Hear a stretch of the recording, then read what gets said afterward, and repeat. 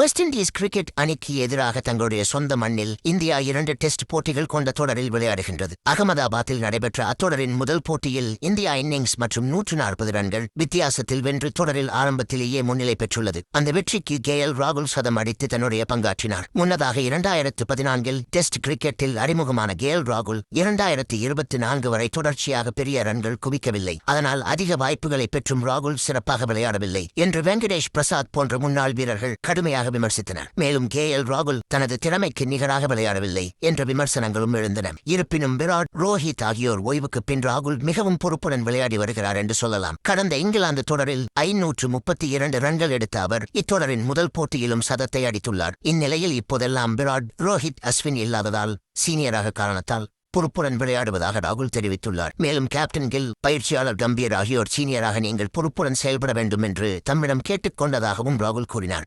அதற்கிணங்க செயல்படுவது பற்றி KL ராகுல் பேசியது என்னவென்றால், அது இயற்கையாக நடந்ததா என்று எனக்கு தெரியவில்லை. ஆனால் அதை பற்றி நான் அதிகம் சிந்திக்கவில்லை. அதே சமயம் என்னுடைய கேரியர் முழுவதும் இருந்த 2 முதல் 3 சீனியர்கள் தற்போது இல்லாததை நான் மிஸ் செய்கிறேன். இங்கிலாந்து தொடரில் உரைமாற்றும் அறையில் நடக்கும் போது விராட், ரோஹித், அஸ்வின் இல்லாதது எனக்கு கொஞ்சம் வினோதமாக இருந்தது. ஏனெனில் அவர்கள் எப்போதும் அங்கே இருந்தனர். இருப்பினும் தற்போது அவர்கள் இல்லாததால் நீங்கள் ஒரு சீனியர் வீரர் என்பதை உணர்கிறீர்கள்.